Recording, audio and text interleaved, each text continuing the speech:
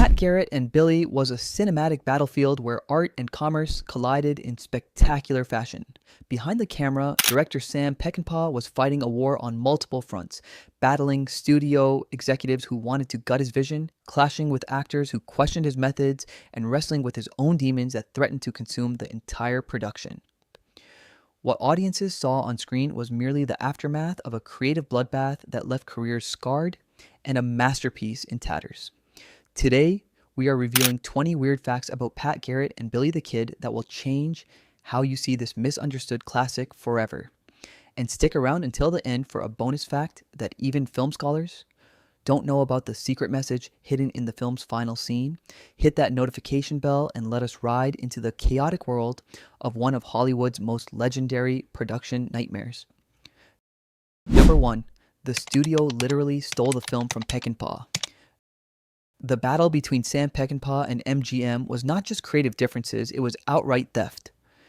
After months of grueling production, Peckinpah delivered his director's cut, only to have MGM executives lock him out of the editing room.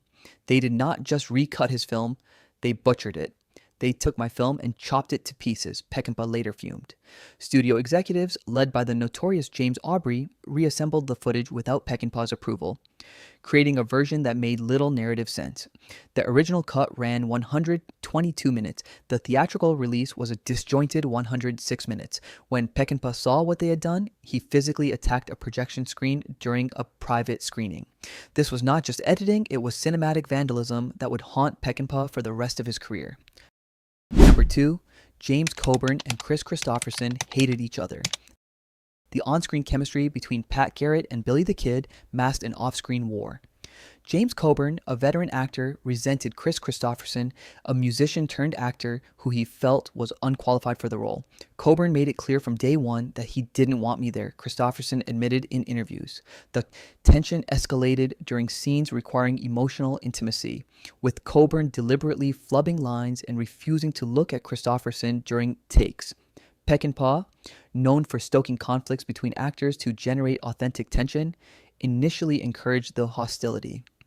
But when it began disrupting production, he locked both actors in a trailer for hours until they reached a truce. The fragile peace lasted just long enough to complete filming, but the bitterness lingered for years, with both actors barely acknowledging each other during press tours. Number 3. The film's budget spiraled out of control due to Peckinpah's excesses. What started as a modest $3 million production ballooned to over $4.6 million a staggering sum for 1973 thanks to Sam Peckinpah's self-indulgent behavior. The director's drinking had reached legendary proportions, with daily starts often delayed until noon as Peckinpah recovered from the previous night.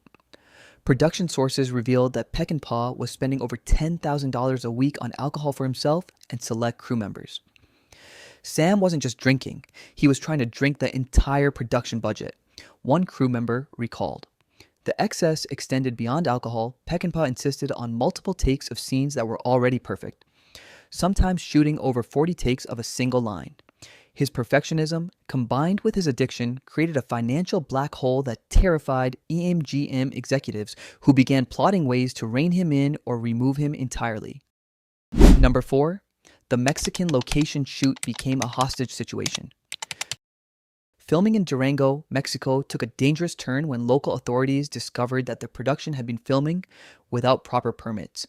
Instead of simply shutting them down, Mexican officials seized the film equipment and held it for ransom, demanding $250,000 for its return. MGM refused to pay, creating a tense standoff that lasted nearly 2 weeks. Peckinpah, ever the renegade, suggested sneaking onto the set at night to retrieve the equipment himself. "We'll go in like Billy the Kid himself, guns blazing," he allegedly told producers. The situation was eventually resolved through back-channel negotiations, but not before the production lost valuable time and money. This incident exemplified the chaotic production that seemed to mirror the lawlessness depicted in the film itself. Number 5. Bob Dylan's soundtrack was a last-minute replacement. The iconic soundtrack that defines the film's mood was not the original plan. Peckinpah had initially hired Jerry Fielding, his frequent collaborator, to compose the score. After weeks of work, Fielding delivered a traditional, orchestral Western score that Peckinpah rejected as old-fashioned. With production already over budget and behind schedule, Peckinpah made a desperate call to Bob Dylan, whom he had met through Kristofferson. Dylan agreed to help, but with conditions. He wanted a small acting role and complete creative freedom. What emerged was a revolutionary fusion of folk and Western music that would redefine film soundtracks. Bob didn't just write songs for the movie, he captured its soul, Peckinpah later said. Fielding's score was completely discarded, creating a rift between him and Peckinpah that never healed. Number 6. The film's political subtext created backlash. What appeared to be a Western about an iconic outlaw was actually a thinly veiled critique of the Nixon administration and the Vietnam War.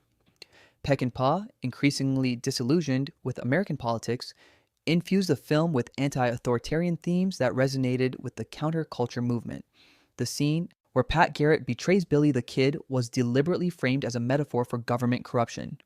"We're all Billy the Kid now, running from the system," Peckinpah told crew members. This political subtext did not go unnoticed by studio executives, who demanded changes to make the film more patriotic. Peckinpah refused, leading to further conflicts that contributed to the film's troubled release. The political undertones also made the film a target of conservative critics, who accused Peckinpah of un-American storytelling, a charge that delighted the contrarian director. Number 7. Peckinpah fired and rehired his entire cinematography team. In a move that epitomized his volatile nature, Peckinpah fired cinematographer John Coquillon midway through production, claiming his work was too pretty for the brutal story he wanted to tell. He then hired Gordon Willis, known for his work on The Godfather, who shot for 2 weeks before clashing with Peckinpah's chaotic style. Willis quit, and Peckinpah rehired Coquillon with a new set of demands. Sam wanted ugliness, not beauty, Coquillon later recalled. He wanted the camera to feel as dirty and exhausted as the characters.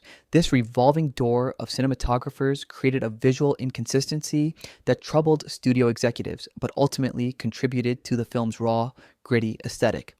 The lighting and framing shift noticeably throughout the film, a technical flaw that somehow enhances the narrative of moral ambiguity and transition. Number 8. The film's premiere was a disaster. The Hollywood premiere of Pat Garrett and Billy the Kid became legendary for all the wrong reasons. MGM, already regretting their investment, booked a small theater and invited minimal press. Peckinpah, drunk and belligerent, arrived late and heckled the screen during his own film.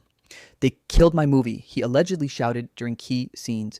James Coburn and Kris Kristofferson maintained a chilly distance from each other on the red carpet, barely acknowledging their supposed on-screen chemistry. Critics in attendance were openly hostile, with one reportedly walking out during the first hour. The after-party was even more disastrous, with Peckinpah getting into a shouting match with MGM executives that ended with him throwing a drink at studio head James Aubrey. This catastrophic premiere set the tone for the film's commercial failure and critical dismissal. Number 9. The final shootout scene was filmed in a state of panic. The climactic scene where Pat Garrett confronts Billy the Kid was supposed to be a meticulously planned sequence. Instead, it devolved into chaos when Peckinpah, increasingly erratic and drunk, decided to rewrite the scene on the spot.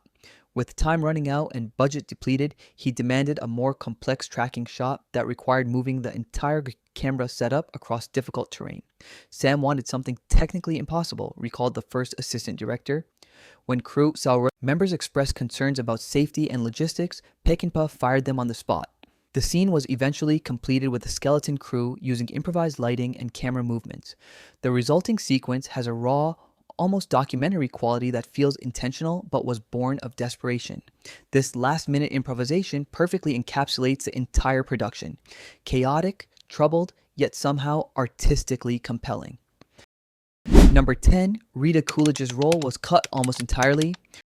Rita Coolidge, then at the height of her music career and romantically involved with Kris Kristofferson, was cast as Maria, Billy the Kid's love interest. She spent weeks on set in Durango, filming several emotionally charged scenes with Kristofferson. However, when MGM took control of the editing process, nearly all of her scenes were cut to shorten the runtime and streamline the narrative. They erased Rita from the movie, Kristofferson later said. It was heartbreaking because she gave a beautiful performance. Coolidge appears in the final film for less than 2 minutes, making what was supposed to be a significant supporting role virtually a cameo. This decision created tension not only between Kristofferson and the studio, but also between him and Peckinpah, who had promised to protect Coolidge's performance. The cut footage has never been recovered, lost to the editing room floor like so many other elements of Peckinpah's original vision. Number 11. The film's production nearly ended Kris Kristofferson's career before it began. Go ahead and like and subscribe because what you're about to hear shows just how close we came to never knowing the multi-talented artist Kris Kristofferson would become. Casting a relatively unknown musician as Billy the Kid was a gamble that nearly backfired spectacularly. During filming, Kristofferson struggled with the acting demands and his inexperience showed in early dailies. Studio executives demanded his replacement, suggesting more established actors like Robert Redford or Paul Newman. Peckinpah defended his choice, but only after Kristofferson endured a brutal initiation. Peckinpah intentionally isolated him from other cast members, subjected him to humiliating verbal abuse on set, and forced multiple takes of emotionally draining scenes. Sam was breaking me down to build me back up, Kristofferson later explained. This hazing process worked. Kristofferson's performance improved dramatically, but it left emotional scars.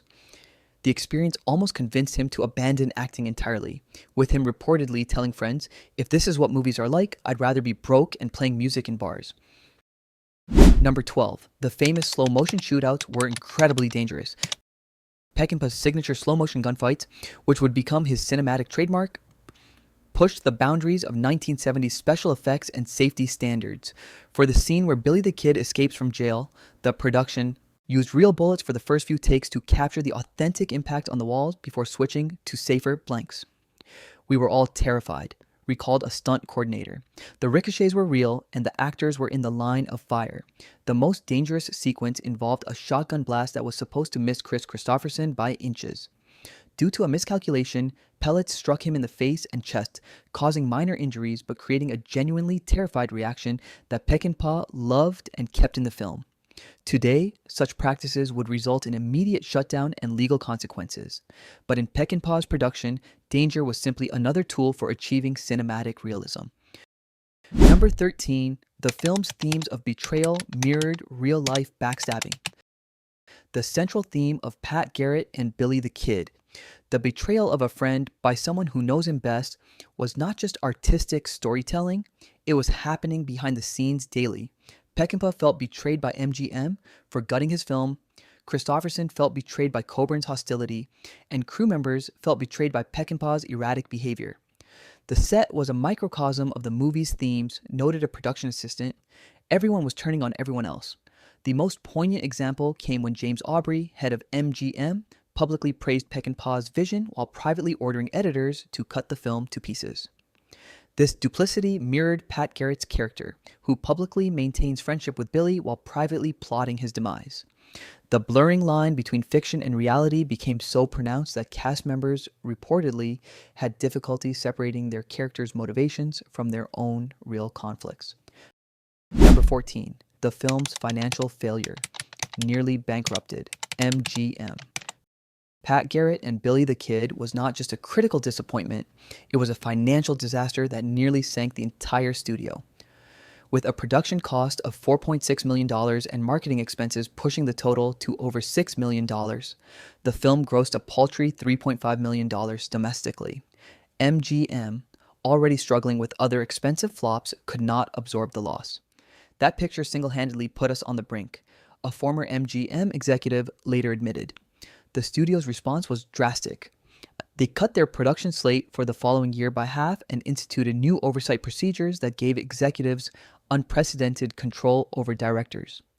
The irony was not lost on Hollywood.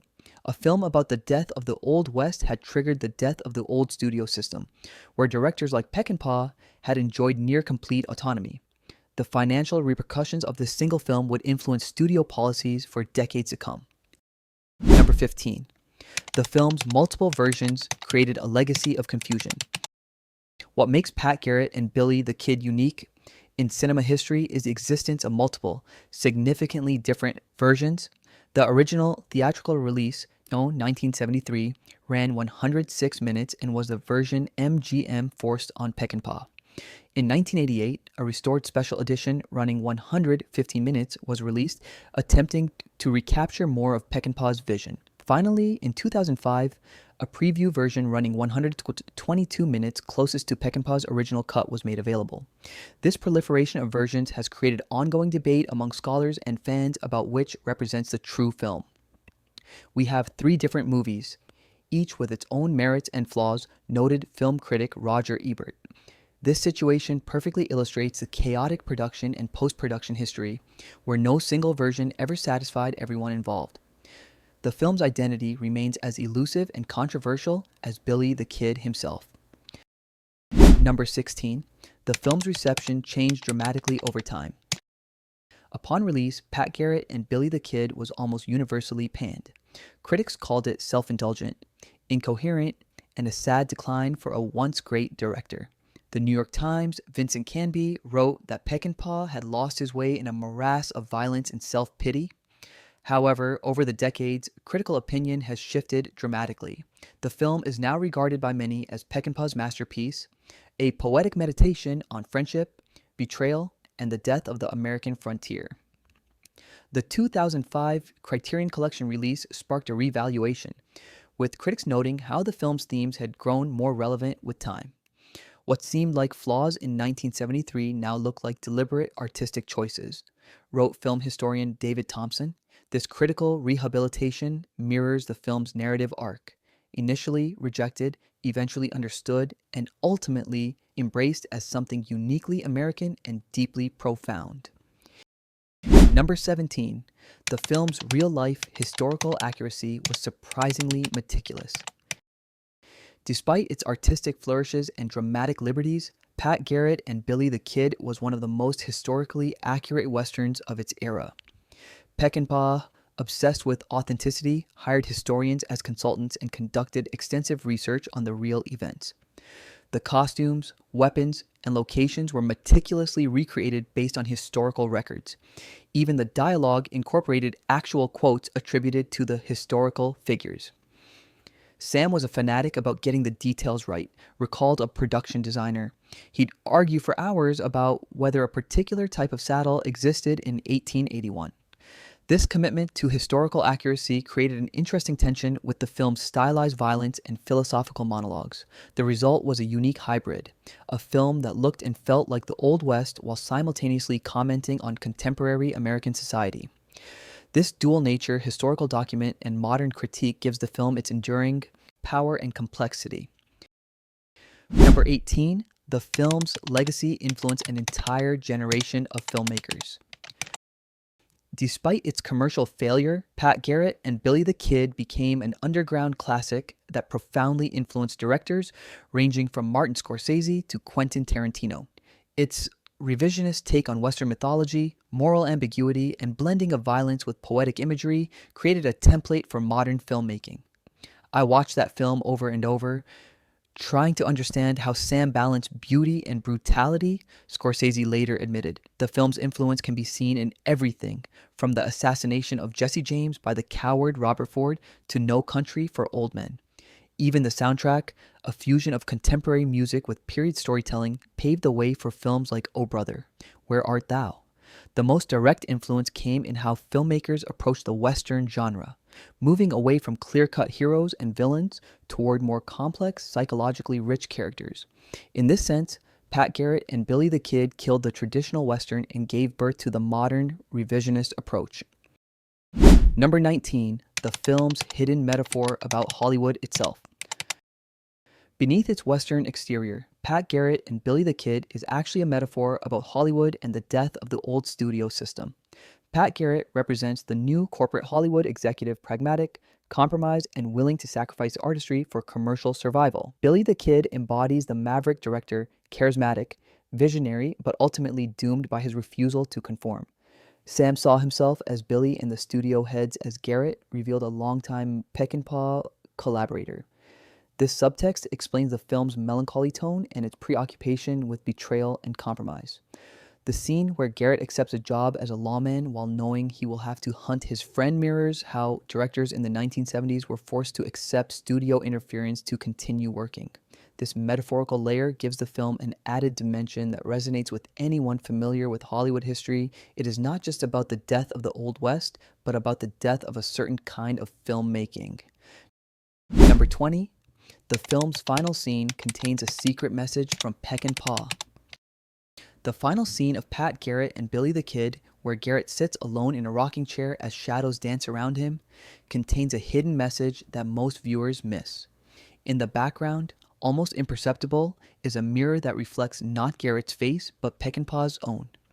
This subtle insertion was the director's way of acknowledging his complicity in Billy's death and, by extension, his own artistic compromises. Sam put himself in that final scene as a form of confession, revealed the film's editor. He was saying, "I'm both Pat Garrett and Billy the Kid. I've killed my own artistic vision to survive."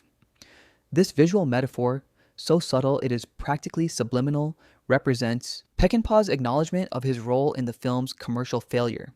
It is a moment of profound self-awareness from a director often criticized for his lack of restraint. This hidden detail transforms the ending from a simple character study into a deeply personal statement about artistic compromise and the cost of survival in Hollywood. Bonus fact, the film's negative was almost destroyed in a studio fire.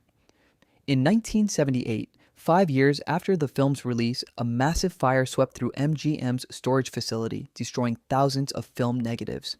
Pat Garrett and Billy the Kid's original negative was among those presumed lost forever. What few people know is that the negative was saved by a studio archivist named Barbara Stein, who risked her life to retrieve it from the burning building. She ran in while others were running out, recalled a colleague.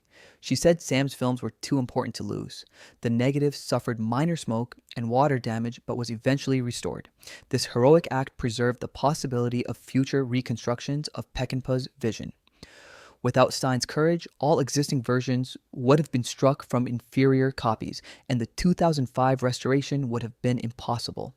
Stein's story remained untold for decades, a quiet footnote in the dramatic history of a film that has survived against all odds, much like Billy the Kid himself. Pat Garrett and Billy the Kid was not just a western about legendary outlaws.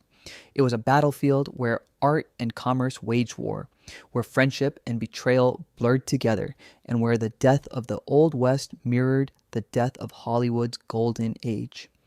What began as a troubled production has evolved into a cinematic legend, a testament to the enduring power of visionary filmmaking, even when compromised by corporate interference. The film's journey from box office disaster to cult classic to recognized masterpiece reminds us that true art often takes time to be understood. Like Billy the Kid himself, who became more famous in death than in life, Peckinpah's film has achieved a kind of immortality that its creators could scarcely have imagined during those chaotic days of production.